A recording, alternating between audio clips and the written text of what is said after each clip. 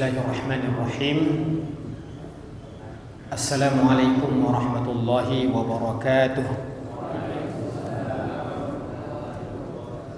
Alhamdulillahirabbil alamin.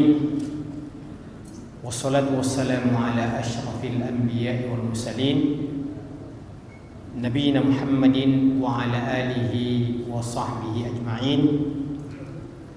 Rabbi shrah li sadri wa yassir li amri wahlul 'uqdatam min lisani yafqahu qawli.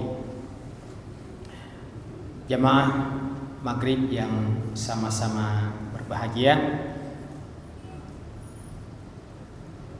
saya ingin kembali membacakan lanjutan kajian masih dalam surah Al-Hujurat pada firman Allah, wa'lamu anna fikum Rasulullah law yuti'ukum fi kathirin minal amri la'anittum. Dan ketahuilah bahwasanya di tengah-tengah kalian ada Rasulullah. Allah mengatakan di tengah-tengah kalian ada Rasulullah, tidak mengatakan di tengah-tengah kalian ada Muhammad sallallahu alaihi wasallam. Tapi Allah menegaskan di tengah-tengah kalian ada Rasulullah, ada utusan Allah. Penggunaan kata Rasulullah yang memang secara umum di dalam Al-Quran hampir tidak pernah menyebutkan nama beliau secara berdiri sendiri. Umpamanya kata Muhammad saja. Akan tetapi ketika disebutkan kata Muhammad, pasti digandengkan dengan kata risalah atau Rasulullah. Umpamanya Allah mengatakan Muhammadur Rasulullah walladzina ma'ahu asyidda'u 'alal kuffar. Yang kedua, apa makna yang ingin ditegaskan dalam penggunaan di tengah-tengah kalian ada Rasulullah? Padahal maksudnya adalah Nabi kita Muhammad sallallahu alaihi wasallam. Karena Rasulullah maksudnya utusan Allah, maka tentu saja Nabi sallallahu alaihi wasallam ketika memerintah, ketika menyuruh, ketika melarang, ketika mengatakan sesuatu, atau ketika melakukan apa saja yang menurut kita mungkin tidak sesuai dengan apa yang kita fahami, maka ketahuilah sesungguhnya Nabi Muhammad sallallahu alaihi wasallam itu merupakan utusan Allah. Tidak sembarang yang dia umumkan, tidak sembarang yang dia lakukan. Pasti yang dia perintahkan itu adalah merupakan wahyu dari Allah. Apa yang dia larang itu pasti nyambung wahyu dari Allah. Apa yang dia contohkan ketika ia perintahkan untuk dilakukan pasti sebuah jaminan yang tidak ada sedikit pun keraguan bahwa itu berdasarkan wahyu dari Allah Subhanahu wa taala. Sesuai dengan firman-Nya yang berbunyi, wa ma yantiqu 'anil hawa in huwa illa wahyu yuha. Wa ma yantiqu 'anil hawa in huwa illa wahyu yuha. Tidak pernah dia berbicara berdasarkan hawa nafsunya, hawa. Illa wahyu yuha, terkecuali kalau ada yang dia ucapkan itu pasti berdasarkan wahyu dari Allah Subhanahu wa taala.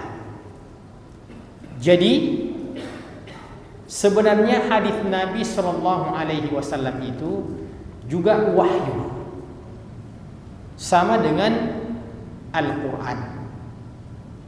Hanya ada bedanya antara Al-Qur'an dengan hadis. Kalau Al-Qur'an memang maknanya dan redaksinya tanpa ada tambahan sedikit pun, tanpa ada yang dikurangi sedikit pun, ketika Nabi sallallahu alaihi wasallam membacakan itu murni redaksi dan maknanya dari Allah Subhanahu wa taala. Jadi kalau kita baca Bismillahirrahmanirrahim, memang Allah pernah berbicara dengan redaksi itu. Kalau kita baca Alhamdulillahi Rabbil Alamin, kita meyakini bahwa itu Quran redaksinya dan maknanya datang dari Allah Subhanahu wa ta'ala. Oleh karena itu Al-Quran dari surah Al-Fatihah sampai surah An-Nas,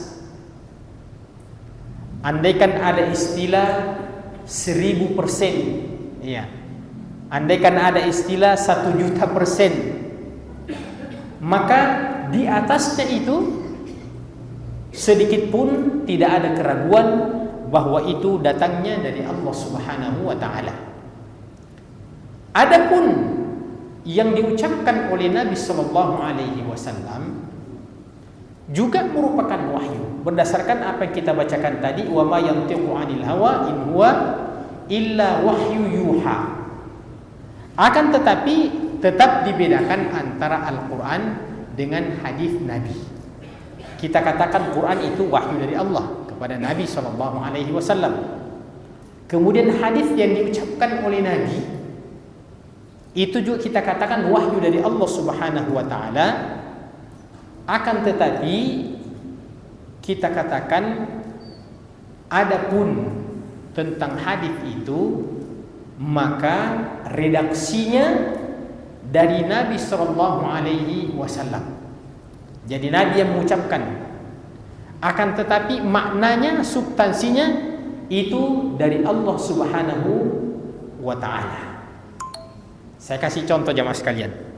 Kalau ada orang tua yang suruh pada anaknya yang masih kecil, pergi ke tetangga di sebelah dulu nak, ya, beritahu tetangga bahwa ya bapak saya terlambat datang, ya, katakanlah seperti itu. Maka sang anak ini pergi menyampaikan, mungkin anak ini menyampaikan dengan redaksinya sendiri. Mungkin ada tambahan, bapak saya bilang begini, ya, bapak saya bilang begini, katanya belum sempat bertemu karena sampai sekarang belum datang. Antara redaksi sang bapak dengan redaksi sang anak beda. Akan tetapi substansinya, pemberitahuan kepada tetangga itu bahwa bapaknya belum datang. Maka kita bisa memperumpamakan hadis Nabi SAW itu adalah maknanya, substansinya itu datang dari Allah Subhanahu wa taala.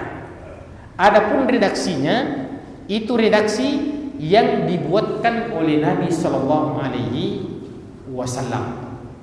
Adapun Al-Qur'an, maka Al-Qur'an redaksinya dan maknanya tidak ada yang berubah, satu huruf pun, satu titik pun. Ketika kita baca surah Qaf, Qaf wal Qur'anil Karim wal Qur'anil Majid, berarti kata Qaf itu adalah merupakan kalamullah. Alif Lam Mim, memang Allah pernah berbicara dengan redaksi yang seperti itu.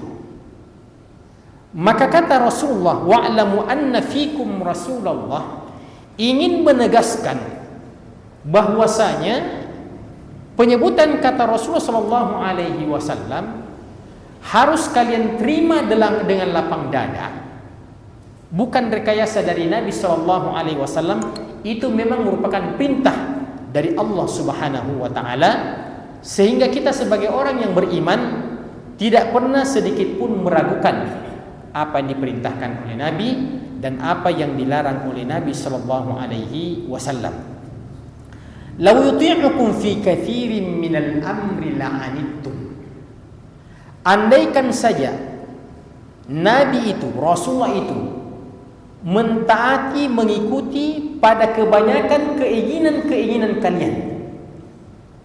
Artinya agama ini jamaah sekalian tidak bisa tegak dengan baik andaikan Rasulullah sallallahu alaihi wasallam terlalu toleran dan terlalu menjaga perasaan umatnya sehingga lebih banyak Nabi sallallahu alaihi wasallam mengalah ketika ada mau kita sebagai pengikut-pengikutnya, sebagai bentuk kecintaan Nabi kepada kita, maka kita katakan mestinya Nabi ikut kepada kita untuk tidak memberatkan kita. Akan tetapi Allah Subhanahu wa taala mengatakan, andaikan itu yang terjadi, maka tidak ada agama yang bisa tegak, ya. Tidak ada perintah Allah yang bisa dilaksanakan dan tidak ada larangan Allah Subhanahu wa taala yang bisa ditinggalkan. Oleh karena itu jamaah sekalian, perintah dan larangan itulah merupakan klimaksnya, puncaknya ujian dalam beragama. Jadi perintah dan larangan itu merupakan puncaknya, klimaksnya beragama, yaitu mentaati apa yang diperintahkan oleh Allah dan Rasulnya dan meninggalkan apa yang dilarang oleh Allah dan Rasulnya. Kemudian Allah mengatakan, walakinnallaha habbaba ilaikumul imana wa zayyanahu fi qulubikum wa karraha ilaikumul kufra wal fusuqa wal isyan. Akan tetapi Allah Subhanahu wa taala menjadikan cinta kepada keimanan. Allah menjadikan kalian cinta kepada keimanan. Wa zayyanahu fi qulubikum, bahkan keimanan itu dijadikannya hiasan di dalam hati-hati kalian. Namanya perhiasan itu pasti ketika kita memandangnya menarik, ya, menyenangkan hati, ya, hiasan-hiasan seperti taman-taman bunga umpamanya, ya, atau apa saja yang indah kelihatan itu menyenangkan pandangan. Jadi keimanan yang Allah jadikan kita condong padanya dan bahkan menjadikan iman itu menghiasi hati-hati kita, itu adalah merupakan bukti bahwa Allah Subhanahu wa taala mencintai hamba-hambanya, diberikannya kita hidayah dan petunjuk untuk dijadikan keimanan itu kita condong padanya, dijadikan keimanan itu menghiasi hati-hati kita. Wa karraha ilaikumul kufra wal fusuqa wal isyan, dan Allah menjadikan kalian benci pada pertama al-kufr, benci kepada kekufuran. Jadi apa itu kekufuran jamaah sekalian? Kufur itu artinya tertutup, ya. Kufur itu artinya tertutup. Makanya orang kafir dikatakan orang kafir karena orang yang tertutup hatinya untuk menerima hidayah dan petunjuk dari Allah Subhanahu wa taala. Kemudian al-fusuq.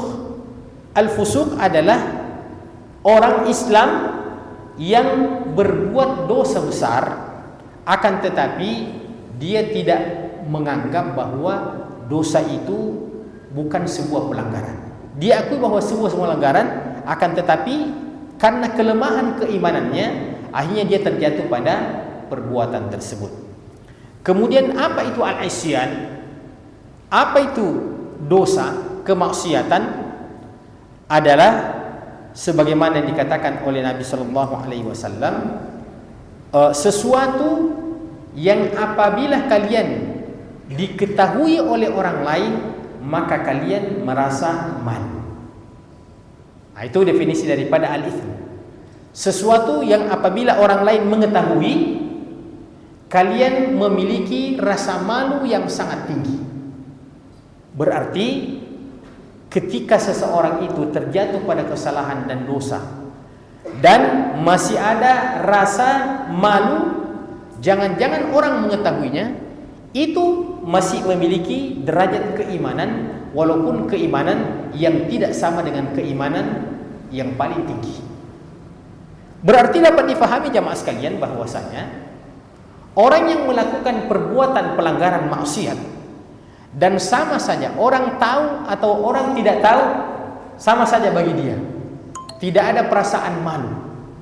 Bahkan Nabi SAW mengatakan, la zalat ummati bi khair ma lam tujahir. La zalat ummati bi khair ma lam tujahir.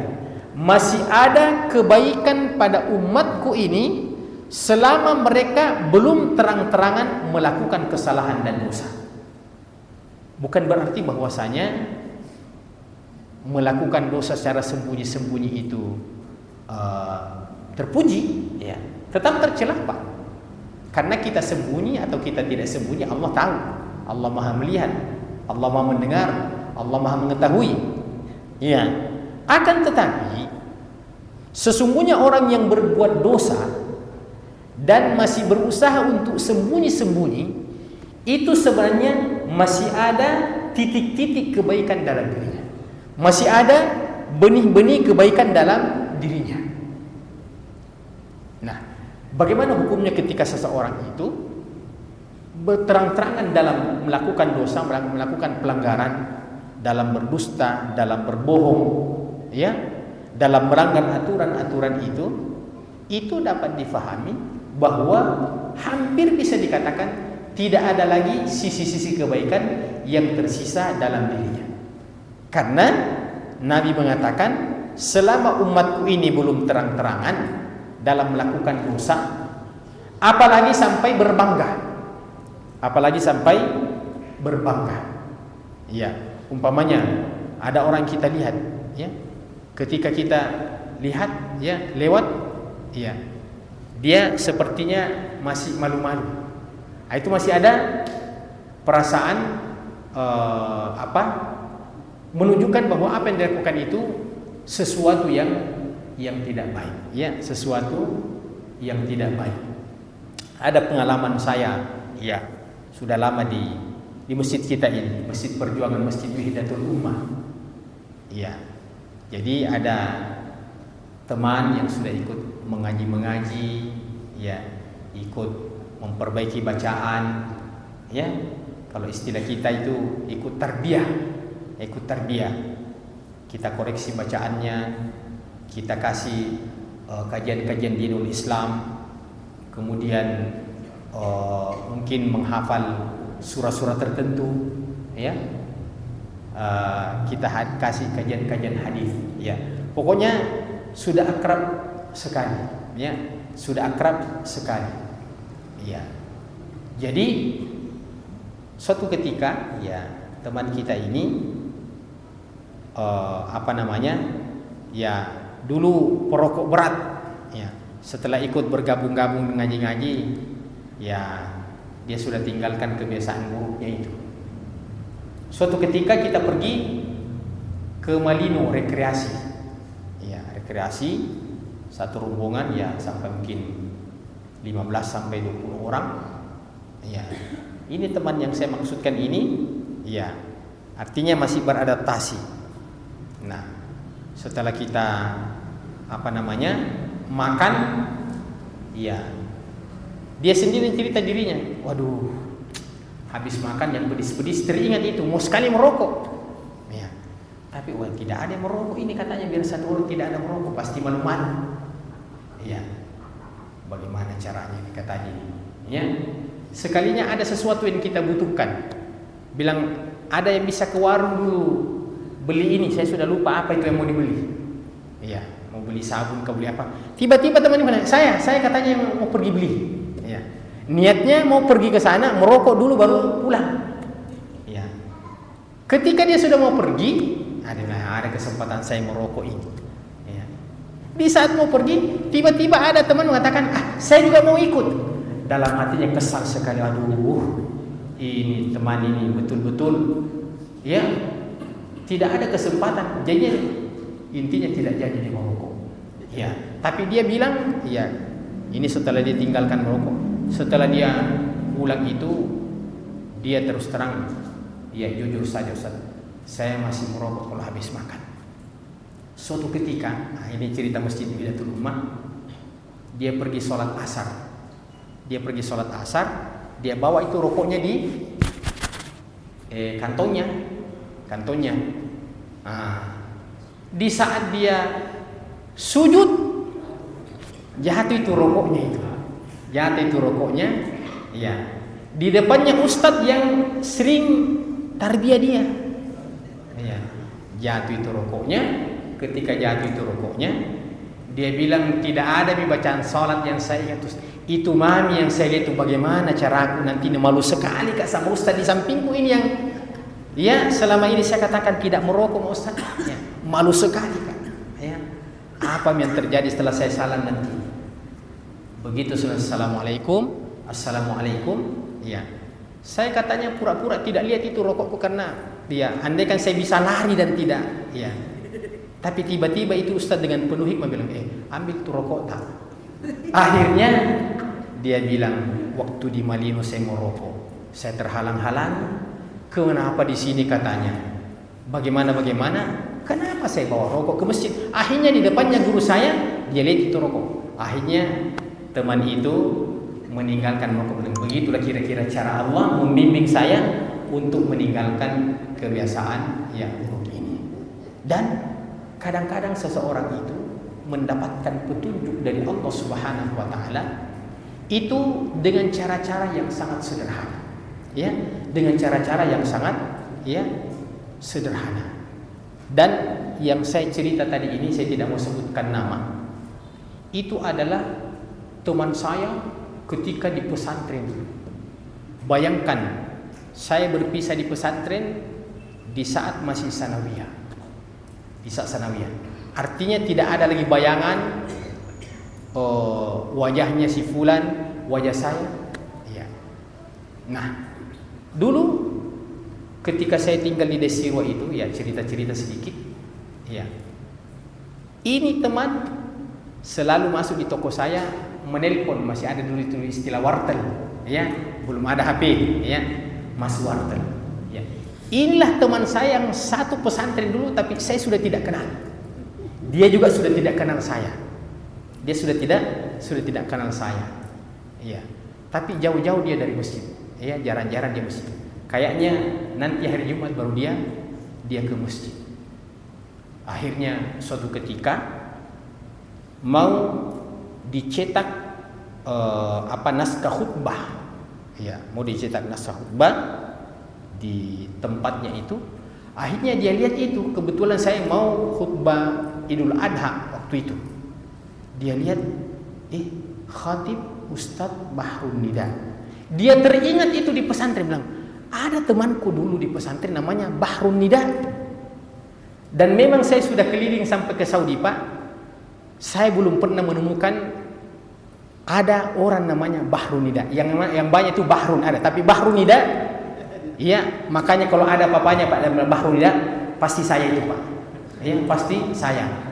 Pamanya tiba-tiba nanti Pak Anies jadi presiden, tiba-tiba ada menteri namanya Bahrun Nida, pasti saya itu, Pak. Pasti saya itu. Tidak ada duanya. Ya, tidak ada duanya. Ya, singkat cerita jemaah sekalian, ini yang menjadi penyebab. Dia telusuri siapa ini Bahrun Nida, Akhirnya dia datang ke Masjid Hidayatul Ummah.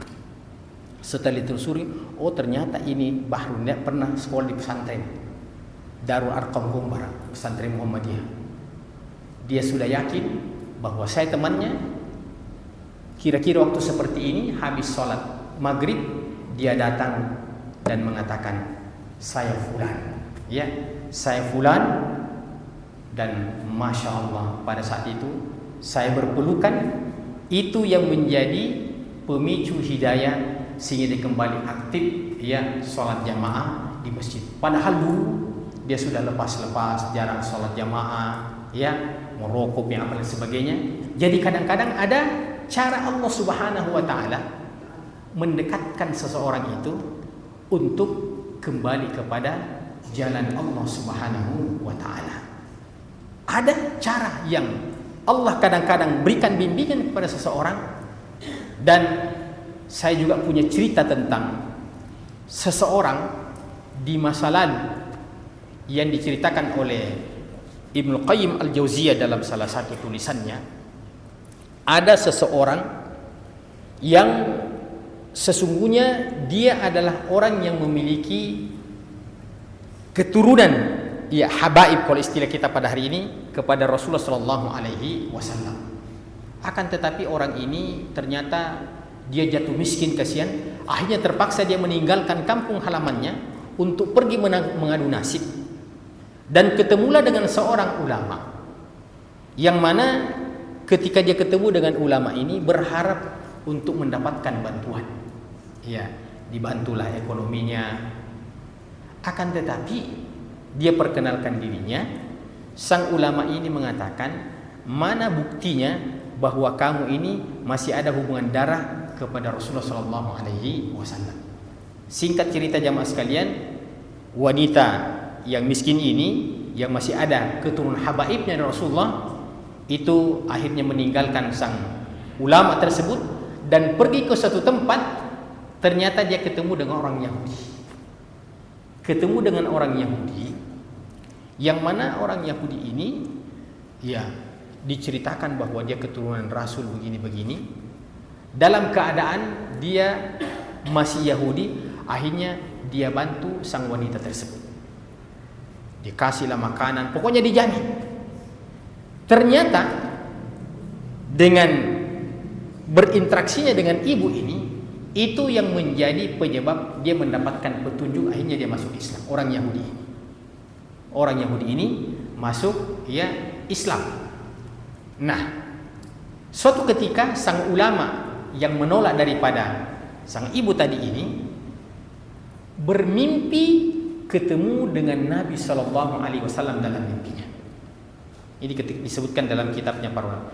Bermimpi ketemu dengan Nabi Sallallahu Alaihi Wasallam dalam mimpinya, dan dia menyampaikan bahwa ya Rasulullah, alhamdulillah, sayalah ini yang memperjuangkan dan melanjutkan daripada perjuanganmu ya Rasulullah. Saya berdakwah di jalanmu begini. Iya. Maka dalam mimpi itu katanya Rasulullah mengatakan, mana buktinya bahwa kau sudah berjuang untuk agama Islam. Seakan-akan itu merupakan balasan ketika dia mengatakan kepada wanita itu, mana buktinya bahwa kamu ini ada hubungan darah dengan Rasulullah, supaya saya bantu kamu, mana buktinya? Tapi tidak ada buktinya, makanya dia tidak bantu.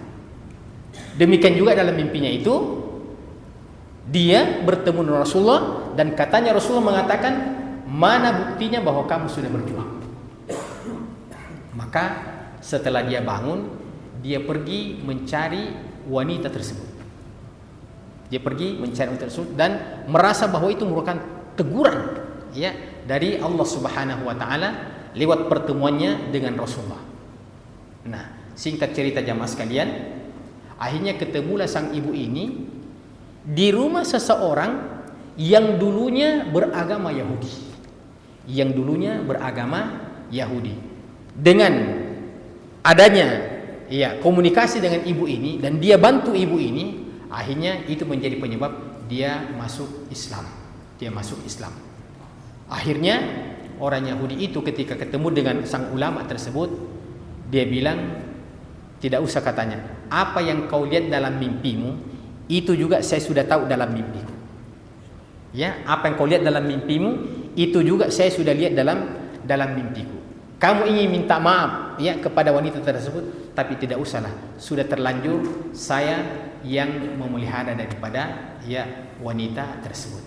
Pelajaran yang kita ambil dari kisah itu, bahwa terkadang orang kafir, terkadang orang yang tidak mengenal hidayah, disebabkan karena aja perbuatan-perbuatan baiknya menjadi penyebab dia mendapatkan petunjuk dari Allah Subhanahu wa taala. Saya nampaknya tertarik untuk menambah lagi cerita berkaitan dengan hal ini. Satu lagi cerita jemaah sekalian, berkaitan dengan seseorang yang bermimpi dengan bertemu dengan Rasulullah. Kita tahu bahwa dalam hadis itu siapa yang pernah melihat dalam mimpinya bertemu dengan Rasulullah, maka itu pasti Rasulullah. Itu tidak bisa direkayasa oleh setan. Nah, yang menjadi persoalan ini, apakah kita ini betul dalam mimpi itu orang yang ketemu dengan kita itu mengatakan saya Rasulullah? Tidak mungkin dia setan. Pasti Rasulullah yang datang mengatakan seperti itu. Kisah bukan pada zaman yang lalu. Pada zaman kita ini, zaman sekarang ini terjadi seseorang yang berkebangsaan Maroko, Maghrib. Itu bertemu dalam mimpinya bertemu dengan Rasulullah sallallahu alaihi wasallam, dan Rasulullah sallallahu alaihi wasallam memberitahukan kepada orang Maghrib ini, orang Maroko ini, sampaikan berita kepada orang ini. Jadi orang itu, orang yang ketiga itu hadir juga dalam mimpi. Jadi ada Rasulullah, ada orang Maroko, kemudian ada satu ini orang Mekah. Ya. Dia bilang, kamu berikan berita gembira orang ini bahwa dia adalah penghuni surga. Itu saya pernah dengarkan khutbah salah seorang syekh, khutbah salah seorang syekh yang menceritakan itu. Gembirakan bahwa orang tersebut adalah penghuni surga. Iya. Tapi tempatnya di Mekah. Apa yang dilakukan oleh saudara kita orang Maroko ini? Ya, sampai 2 kali dia mimpi dan Nabi berpesan seperti itu. Maka pada akhirnya dia bilang, kalau begini ini amanah Rasulullah, saya harus berangkat ke Mekah. Nah, sementara waktu itu dia tidak punya ongkos untuk berangkat ke Mekah. Akhirnya dia juallah, apa yang bisa dia jual? Dia juallah asetnya, dipakai berniat untuk pergi umrah dulu, sekalian umrah ke Mekah. Tapi tujuan utamanya adalah ingin menyampaikan berita ini kepada orang tersebut, yang dia tidak tahu di mana alamatnya, yang jelas di Mekah saja. Begitu dalam mimpinya. Singkat cerita, setelah selesai dia umrah, tawaf, sa'i, tahallul, selesai, barulah dia cari informasi. Di mana ini namanya si fulan. Dia cuma memegang nama saja. Bayangkan kalau namanya Baharudin, berapa banyaknya Baharudin, Muhammad. Tapi dia tidak putus asa. Dia cari. Ternyata orang tersebut adalah orang yang tidak jauh-jauh amat tinggal dari Masjidil Haram. Pokoknya di sekitar kota suci lah. Bayangan orang yang bermimpi ini, kira-kira bagaimana penampilannya ini orang ini kira-kira ini, sehingga dalam mimpi itu dikatakan dia adalah penghuni surga. Gembirakan bahwa dia adalah penghuni surga. Yang dia bayangkan itu mungkin penampilannya seperti syekh, seperti ulama, bagaimana. Karena secara sepintas saja di dalam mimpinya itu. Nah, singkat cerita, sampailah pada salah satu tempat itu, dikatakan inilah rumahnya si fulan itu. Dia ketok-ketok pintunya. Dia ketok pintunya. Ini khutbah Jumat dari seorang syekh yang saya kutip ini. Begitu keluar orang tersebut, ini orang yang bermimpi bertemu dengan Nabi untuk menyampaikan bahwa dia penghuni surga. Orang ini merasa seperti tidak puas. Kenapa? Karena penampilannya orang ini ya kira-kira apa istilahnya, kayak seperti ya kelihatannya preman-preman lah begitu kira-kira. Yang dia bayangkan itu mungkin kayak seperti ustadz yang panjang jenggotnya, yang kira-kira begitu ya. Tapi ternyata ini orang dalam hatinya, ini nih orang yang Nabi bilang gembirakan dia dengan surga. Jadi ada perasaannya, itu dia ceritakan. Ada perasaan bagaimana ya? Tidak seperti ini yang saya bayangkan ini penampilannya ini orang ini. Tapi dia masuk bertamu. Saya ini wahai saudaraku adalah berasal dari Maroko. Saya bermimpi demi Allah bertemu dengan Rasulullah, dan Rasulullah menyampaikan kepada saya bahwa gembirakan si fulan ini, Anda ini, dengan dia sebagai penghuni surga. Jadi orang ini Pak, ketika disampaikan kepadanya, itu dia apa? Tertawa melecehkan dirinya, kayak saya penghuni surga. Nah, kira-kira seperti itu. Iya. Saya ini penghuni surga. Ya, dengan intonasi bahasa yang menunjukkan bahwa tidak salah alamat Joko itu. Nah, kira-kira seperti itu. Tapi orang ini mengatakan betul, demi Allah saya bertemu dengan Nabi ya, dan menyampaikan bahwa Anda insya Allah adalah penghuni surga. Iya. Jadi orang ini bercerita panjang lebar. Katanya, wahai saudaraku, saya malu menceritakan tentang diriku. Ya, saya ini tidak jauh dari kota Mekah, dari Masjidil Haram. Tapi ternyata orang ini Pak, orang yang hampir bisa dikatakan jarang sekali melihat Masjidil Haram, padahal dekat dengan Masjidil Haram. Dan kalau kamu tanyakan di sekitar sini, mungkin persaksiannya orang tentang saya, ya mungkin istilahnya memandang sinis saya. Ya, biasa tuh kalau kita sinis, ada kita rajin sholat, ada orang yang tidak sholat, main gitar saja. Apa ini? Kayak begitu, ya. Iya. Tapi orang ini, orang Maroko ini terus mendesak Pak. Dia bilang, saya cuma ingin mengorek Anda. Pasti ada amalanmu yang istilahnya menjadi andalan sehingga Nabi mengatakan kamu penghuni surga. Bilang apa ya kira-kira? Ya, tidak ada amalan saya menurut saya yang saya bisa andalkan. Tapi orang ini terus mendesak dan mengatakan, coba kau ingatnya, kira-kira amalan apa yang kau lakukan? Akhirnya karena terpaksa, ya dia bongkar itu Pak. Dia bilang, beberapa tahun yang lalu katanya, itu ada tetangga saya yang meninggal dunia. Tetangga saya meninggal dunia. Suaminya meninggal dunia.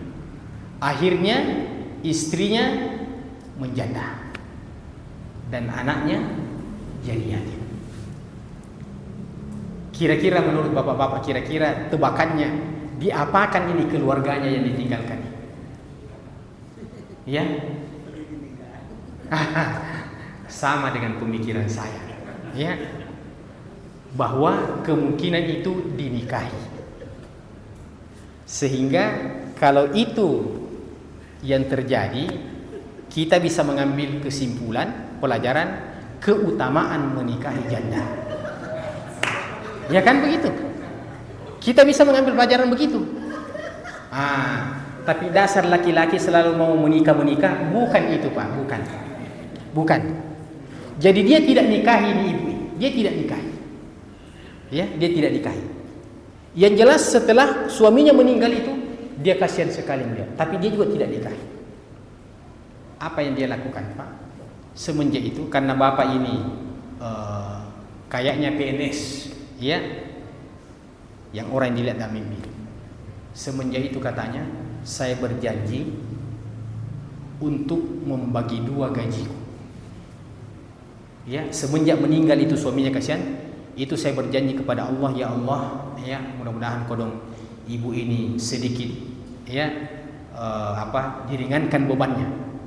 Jadi dia bagi dua itu Pak, dan saya berazam insya Allah katanya, selama saya terima gaji, saya akan terus membantu ibu. Jadi ternyata bapak ini kebaikannya adalah membagi dua gajinya, Pak, diberikan kepada ibu ini. Tidak ada yang tahu terkecuali antara dia dengan ibu itu. Iya. Oh, masya Allah. Akhirnya bapak yang bermimpi mengatakan, kayaknya ini yang tidak semua orang bisa, ya, membagi dua gaji itu, Pak, tidak gampang, ya. 2,5% saja susah, apalagi ya dibagi dua. Ya. Coba kalau gaji kita 10 juta, Pak, ya, setiap bulan 5 juta mami kita terima, tidak gampang itu, ya, tidak gampang. Apalagi kalau yang gajinya bapak 100 juta, oh mau dibagi dua, oh tidak gampang itu. Tapi ini bapak lakukan itu. Hanya bapak ini dia jarang pergi ke masjid, tapi di sisi ini dia memiliki amalan yang menonjol. Amalan menonjol. Tapi dengan amalan itu akan mengundang kebaikan yang lain. Akhirnya orang Maroko ini mengatakan, kalau begitu Pak, mungkin mandi Miki, sekarang kita pergi ke Masjidil Haram bersama-sama sholat. Jadi ini orang ya kayak seperti orang jarang-jarang pergi ke masjid lah. Ya. Tapi gara-gara ini orang Maroko, dia sekitar paksa. Ayo kita ya mandi Miki. Mandi, ambil miju bata apa, ya baru kita pergi Masjidil Haram. Ini bapak ini katanya tadinya sebenarnya ya agak-agak tidak mau lah begitu, tapi agak sini pakai. Ya. Akhirnya betul dia pakai pakaian, ambil pakaian yang bersihnya, ya, baru dia pergi ke Masjidil Haram. Ya. Di saat dia menginjakkan kakinya, ya, mau masuk pintu dan melihat Ka'bah. Ini betul-betul orang yang tinggal di samping Masjidil Haram, tapi belum terbuka hatinya untuk menginjak Masjidil Haram. Di saat dia menginjakkan kakinya itu, Pak, dia terisak-isak saking terharunya, bisa dia injak dan dia bisa lihat Ka'bah. Kalau dari Indonesia langsung lihat Ka'bah, itu bisa katakan ya pantas. Bayangkan selama ini. Ini orang dekat dari Masjidil Haram, tidak pernah injak masjid, hanya karena pemicu ada teman yang panggil, ya, itu dari Maroko. Akhirnya dia pergi ke Masjidil Haram, terisak-isak. Iya, singkat cerita jemaah sekalian, akhirnya di situ dia sholat. Di situ dia sholat, Pak, sholat jamaah, dan pada rakaat yang terakhir tidak disebutkan sholat apa, ya, mungkin duhur, asar, kan jelas salah satu di antara 5 sholat itu. Di sujud yang terakhir itulah ketika orang semuanya bangkit, ternyata bapak ini yang tidak bangkit dari sujudnya. Setelah semua orang imam assalamualaikum warahmatullah, assalamualaikum warahmatullah, temannya tadi ini melihat ternyata inna lillahi wa inna ilaihi raji'un sudah dipanggil menghadap kepada Allah Subhanahu wa taala, dan inilah contoh di antara orang yang husnul khatimah. Sehingga kita ambil pelajaran, Pak, dengan sebuah amalan-amalan terkadang menjadi petunjuk untuk kita mendapatkan sesuatu yang baik, sampai Nabi mengatakan dia adalah penghuni surga. Pelajarannya, Pak, bahwa jangan pernah kita memandang enteng seseorang. Ketika kita melihat orang, mungkin kita ya yang masya Allah selalu pakai songkok, pakai sorban, ke masjid, baca Quran, ya, sementara mungkin kita melihat adalah apa tuh engkau itu tidak ada ibadah. Itu jangan pernah ada dalam hati kita yang seperti itu, Pak. Karena kalau Allah ingin memberikan petunjuk kepada seseorang, detik itu pun tiba-tiba di balik hatinya dari yang bergumuran dengan kekufuran, kemaksiatan, tiba-tiba dia dijadikan cinta kepada keimanan, dan dijadikan dia imannya itu menghiasi hatinya. Nah, itu sedikit ya cerita tentang kaitannya wa habbaba ilaikumul iman wa karraha ilaikumul kufra wal fusuqa wal isyan ulaika humur rasyidun. Kadang-kadang orang itu mendapatkan hidayah karena pemicu-pemicu yang kita tidak pernah ya membayangkannya. Kadang ada orang yang kita lihat ya dulu begini. Ya, saya sering, Pak, menghadapi seperti itu, bukan melihat seperti itu. Orang yang dulunya saya kenal, ya saya cuma diam-diam saja. Masya Allah, ternyata itu orang tetanggaku dulu ketika 10 tahun yang lalu itu begini keadaannya. Masya Allah, ternyata dia sudah ahli masjid, dia sudah penghuni masjid, dia sudah seperti ini. Maka kita tidak boleh merasa memandang enteng orang lain, sebagaimana kita juga tidak boleh merasa aman dengan diri kita, Pak. Tidak boleh kita merasa aman dengan kita. Oh, kita sudah bagus sholat jamaah, kita sudah bagus baca Quran, belum tentu, Pak. Oleh karena itu ada hadis Nabi kalau tidak salah yang mengatakan, kalau kamu ingin memberikan nama kepada anakmu, maka janganlah berikan nama dengan orang yang masih hidup. Umpamanya ada orang yang kita anggap paling soleh sekali, saya mau kasih nama anak saya dengan nama orang yang masih hidup itu. Kata Nabi, jangan kau berikan nama pada keluargamu, anakmu itu, dengan mengambil namanya si fulan yang masih hidup, bagaimanapun kesolehannya, karena orang tersebut walaupun dia soleh baik, belum tentu dia berakhir dengan kebaikan. Intinya, baiknya bagaimanapun seseorang, tidak boleh kita mempersaksikan surga, dan buruknya bagaimanapun seseorang, selama dia tidak kufur, tidak boleh kita mempersaksikan dia dengan neraka. Karena ya muqallibal qulub, tsabbit qulubana ala dinik. Ya Allah yang bolak-balikan hati kita ini, tetapkanlah hatiku, pendirianku di atas agamamu. Itulah makna daripada wa habbaba ilaikumul iman wa zayyanahu fi qulubikum wa karraha ilaikumul kufra wal fusuqa wal isyan ulaika humur rasyidun fadlan minallahi wa ni'mah wallahu alimun hakim. Sebuah keutamaan dan nikmat dari Allah Subhanahu wa taala, dan Allah Maha mengetahui dan Allah Maha bijaksana. Subhanakallahumma bihamdika asyhadu an la ilaha illa anta astaghfiruka wa atubu ilaik wa akhiru da'wana alhamdulillahi rabbil alamin. Wassalamu alaikum warahmatullahi wabarakatuh.